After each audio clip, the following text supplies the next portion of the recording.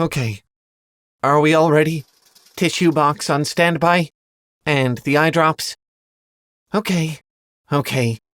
We can do this. No tears this time, right?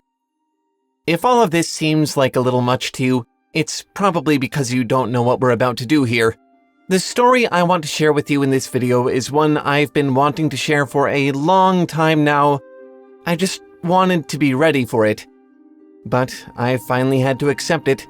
There is no way to be ready. This is more than a story.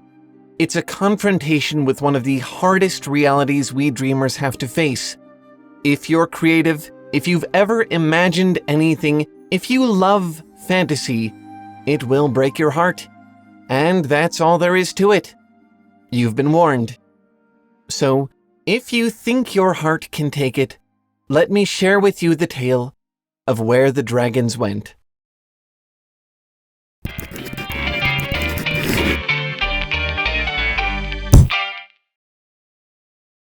A big thanks to everyone who made this video possible.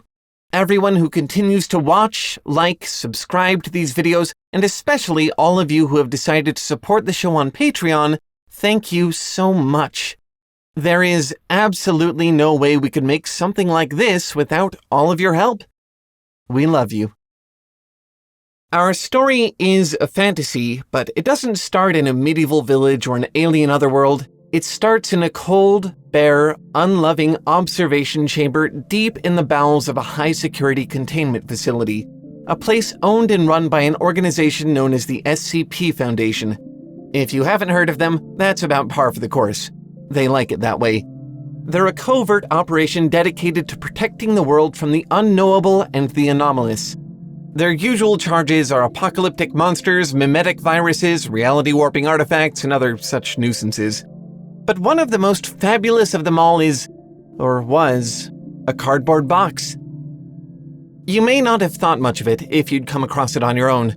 Little bigger than a shoebox, spray-painted silver, the words "Here be dragons" written in permanent marker on the lid, otherwise entirely empty and unremarkable in every way, it would have looked to you like a children's arts and crafts project, and nothing more.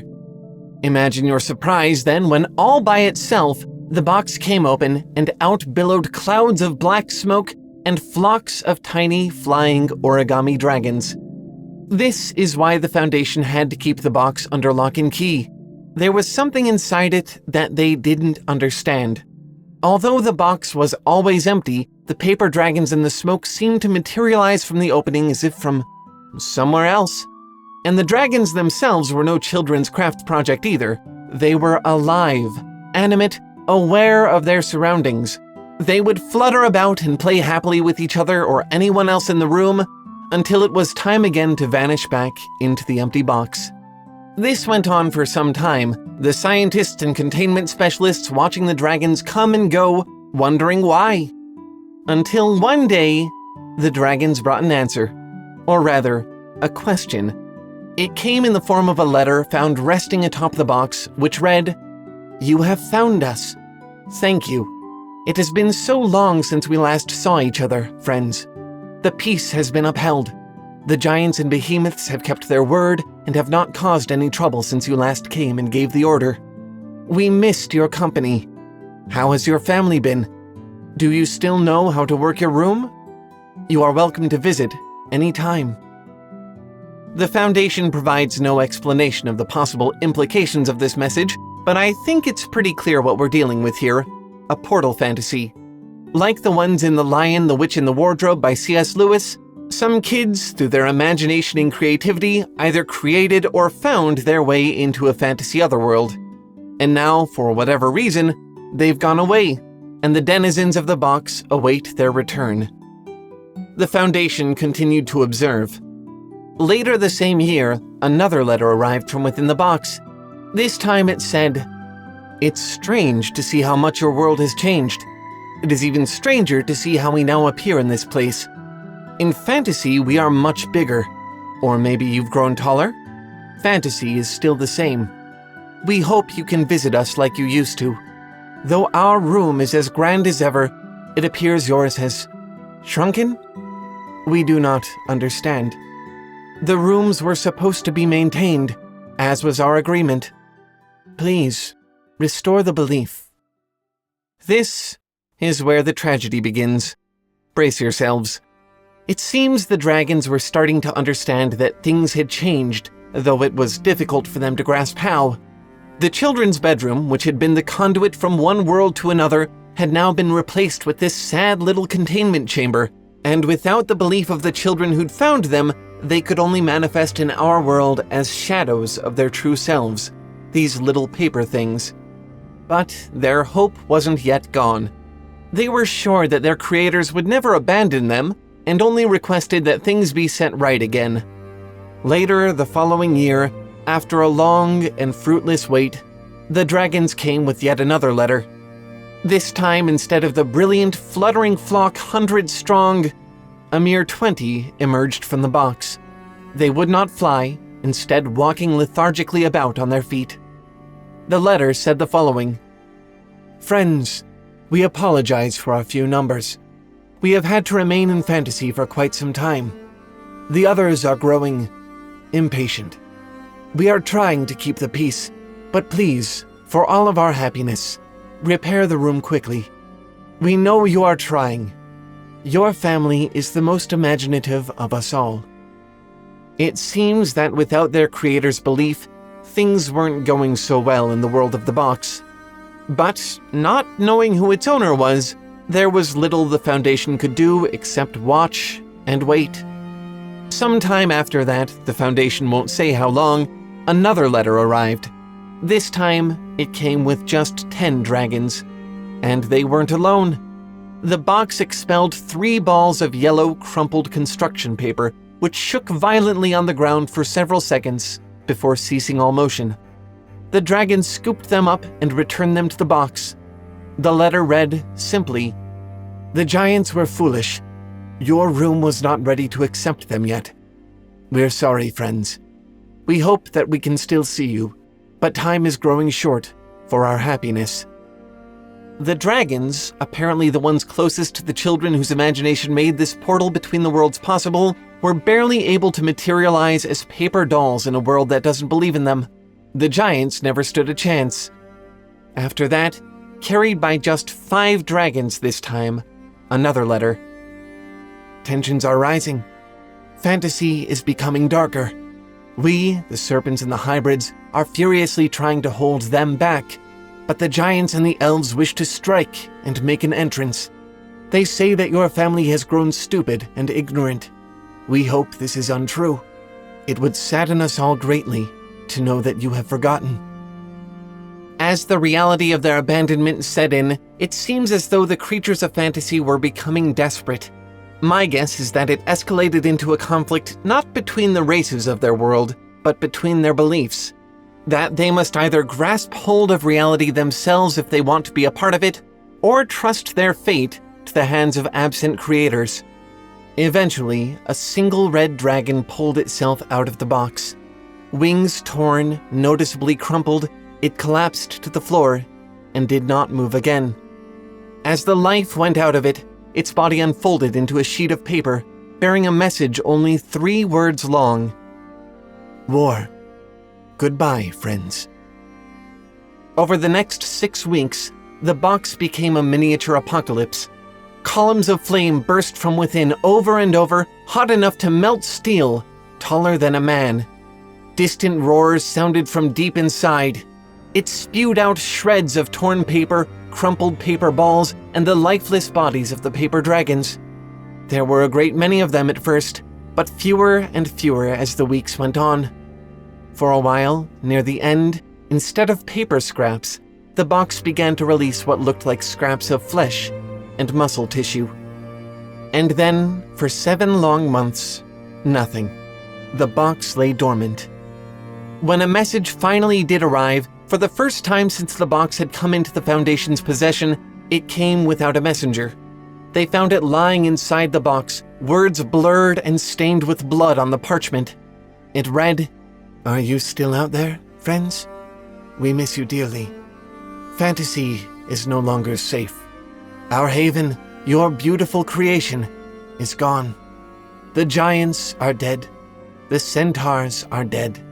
The birds have fled. We are going to bury your room. We cannot risk hurting you. This is our goodbye. Maybe one day, your family can build another room. This may be a hollow hope, but we will cherish this thought." After the researchers read the message, the box began to deteriorate. The dragons seemed to be holding on to an ember of hope, but it didn't stop the smoke from rising out of the box one final time, or the box from sagging and at last collapsing. It didn't stop the cardboard from charring through, crumbling away in small black-edged holes. It didn't stop the words, "Here be dragons," from burning away forever. The dragons couldn't hold on to hope forever. After one more period of waiting, holding on to that last ember, the dragons let go. The Foundation received one final message from the box, a papyrus scroll. Most of it was covered in a painting of a mountainous landscape filled with large trees and waterfalls. In the distance, there was what appeared to be a single dragon flying toward the horizon. In the bottom right corner, written in black ink, were their parting words. "Master says that we won't see you again. We are sad. So are the remaining others. We once filled each other's heads with dreams and goals. It is so sad that we cannot share them any longer. Master says we have to go. He says that he will make us a new fantasy. He says you cannot be a part of it. We are sad. We love you. We will not forget you. We are scared. Will you forget us?" As soon as the scroll was removed from the box, salt water began to leak from the charred remains. It seemed to wash away the burns, to cleanse all the scars of war. Within 3 minutes, the entire thing had been restored to its original state.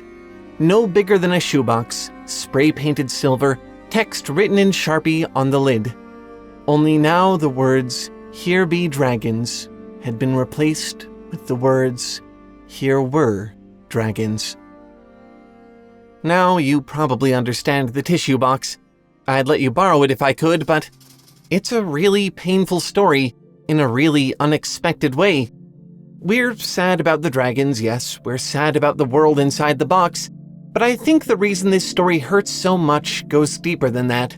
I think it touches something innate to all of us, forces us to confront one of the harshest of all realities, that every fantasy, no matter how precious, how intimate, will die in the end. And it's true for more than just the fantasies of our novels and fairy tales. The fantasy of youth, the fantasy of a permanent self, the fantasy of life, all of them have to pass. I'm reminded of a passage from a poem by William Wordsworth, Ode, Intimations of Immortality. The opening lines have haunted me since I first read them. "There was a time when meadow, grove, and stream, the earth and every common sight, to me did seem apparelled in celestial light, the glory and the freshness of a dream. It is not now as it hath been of yore. Turn wheresoe'er I may, by night or day, the things which I have seen, I now can see no more." The promise of the phrase, "Here be dragons," is one of mystery.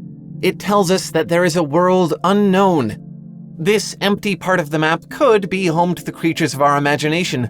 Who can be sure?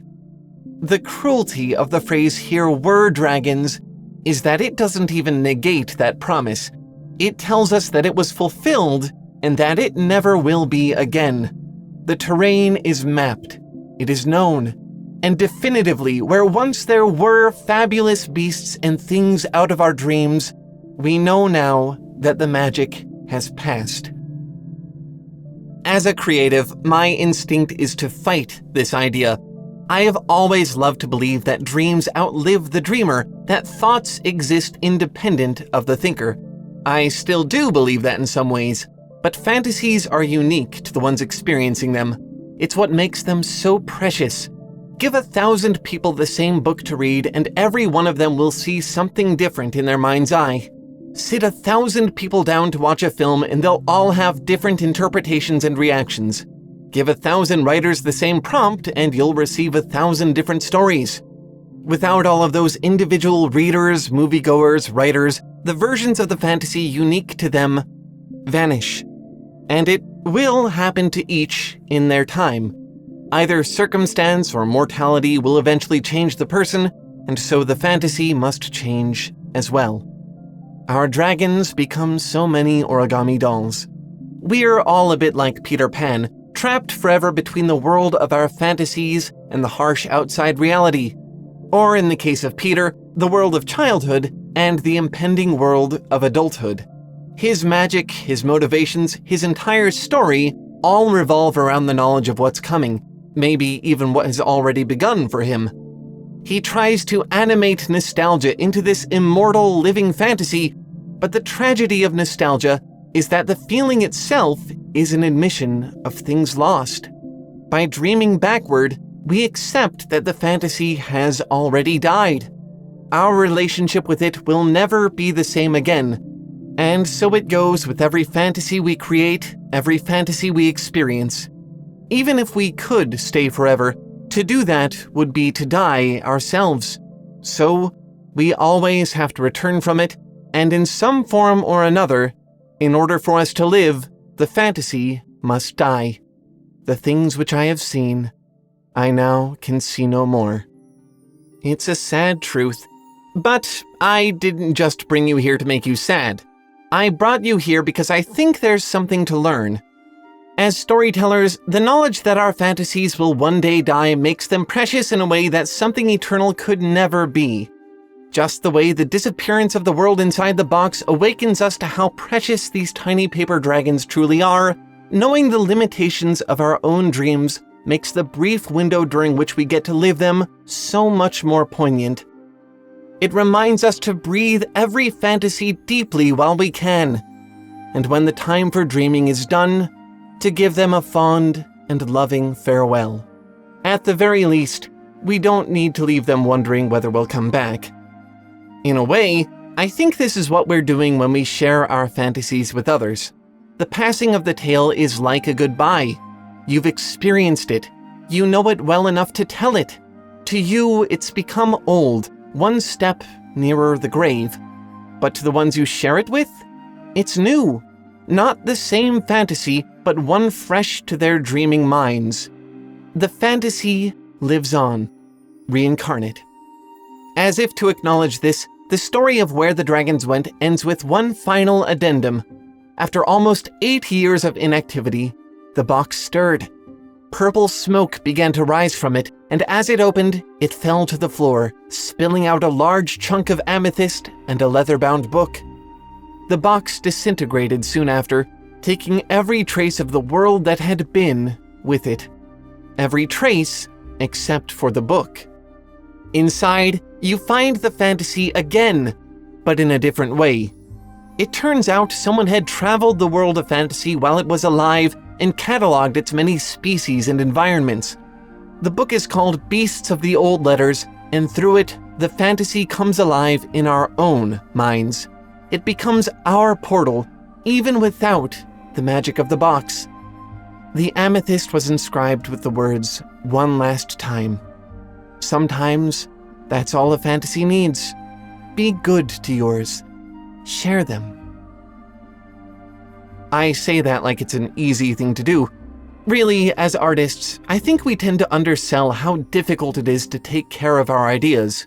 Translating the nebulous stuff of your dreams into something concrete is a task in and of itself, never mind making it digestible for others. No matter how good your idea, how passionate you are about bringing it to life, something as simple as organization can doom it to a fate much like these poor little dragons. But it doesn't have to be that way. There are tools that can save you and your ideas the heartbreak. And one of our absolute favorites is World Anvil.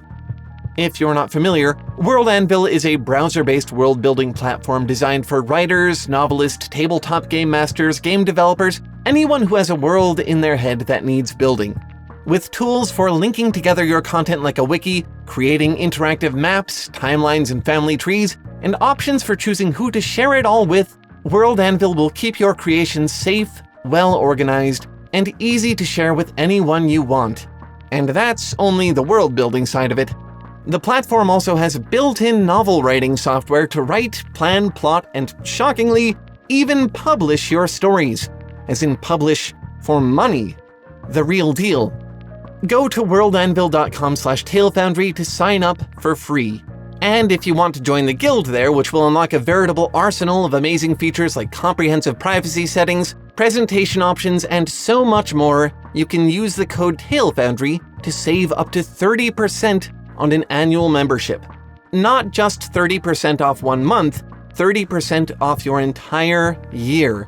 Again, that's worldanvil.com/talefoundry, and the code, of course, is TALEFOUNDRY. A huge thanks to our friends at World Anvil for sponsoring this video and just giving us an opportunity to share a tool we already love with all of you. Go light up the forge. And that's it for this video. There's usually a few weeks between uploads, so if you want more TaleFoundry in the meantime, come join our community. We have a Discord server that's basically like a big family of creatives, a lot of love there. We also run writing groups on Twitch every week if you want to get some practice in. You can find links to all of it in the description. Hope to see you there. Until then, thanks for watching and keep making stuff up. I'll see you next time. Bye!